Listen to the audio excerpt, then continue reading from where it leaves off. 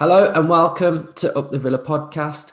So yesterday we came away 4-1 losers against Liverpool in the FA Cup, albeit in under weird circumstances, something that we've all probably not seen before. So obviously Aston Villa's main team and the under-23s have isolated with COVID. So then we had to rustle up a squad of the under-17s, a couple of 18-year-olds to play Liverpool. And I think at home, you're all sort of thinking like Klopp's going to ring a few changes. He's going to pretty much play a few of his under-23s.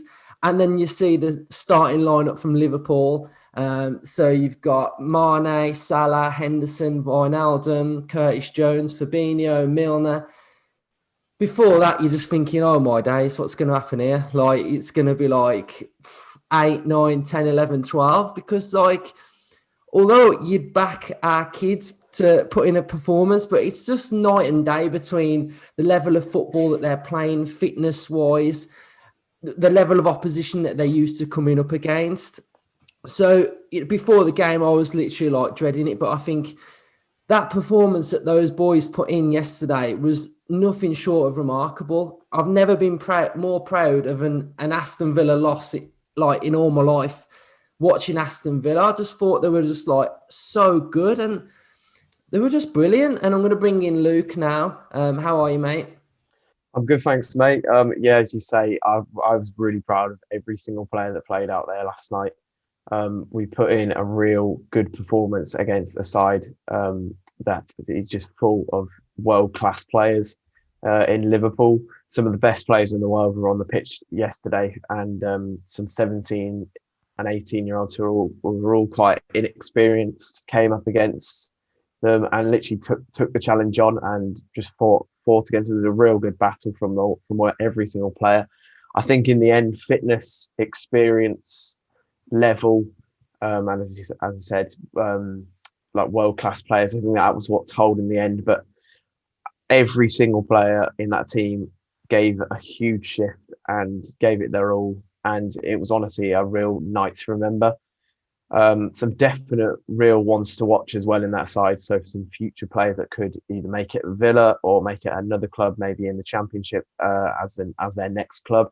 And they should all really be proud of themselves, and some fantastic memories for every single player.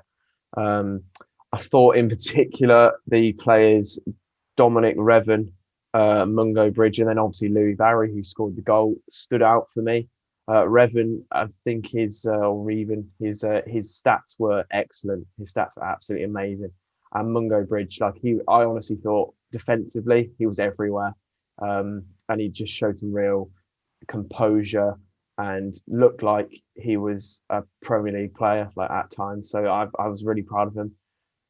So yeah, a real night to remember. Yeah, I think the three that you mentioned for me as well stood out. I've heard of Mungo Bridge, but I've obviously never seen him play. But for me, I thought he was quality, and he's got a massive career ahead of him. The keeper, I thought, was insane at times. Pulling off some of those saves. He was excellent. He was so good. So let's just touch on Starboy Louie Barry. He's always been on everybody's minds, everybody's lips. Everybody wants him to be in the squad at times. We all know he's got potential. He's an Aston Villa fan. His dad is a massive Aston Villa fan. Started his youth career off at West Brom and then had a stint in Barcelona. And then it was just like a match made in heaven for him to actually come to Aston Villa.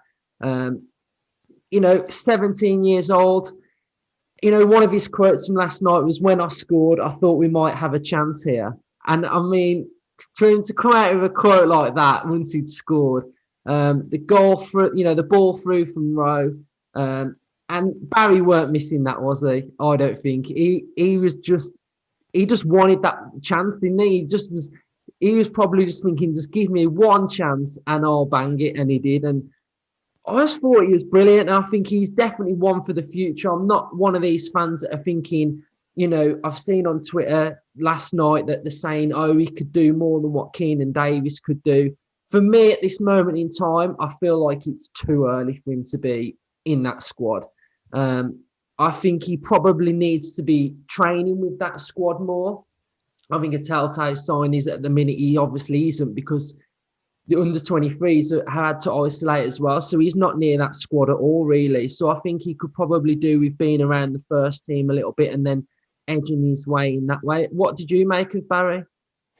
Excellent, absolutely excellent. A real class player and one for the future for sure. I don't think, as you say, I don't think he's ready quite yet to be starting first team games. Well, there is a lot of fans calling for it after last night's performance, and he really did show that he can take on and play against some quality players and some of the players that are playing for Liverpool. I think particularly for him, it was a night to remember. He got the equaliser. I have to give it to Rowe, who set him up for the brilliant run, and then he was able to slot it in the back of the net.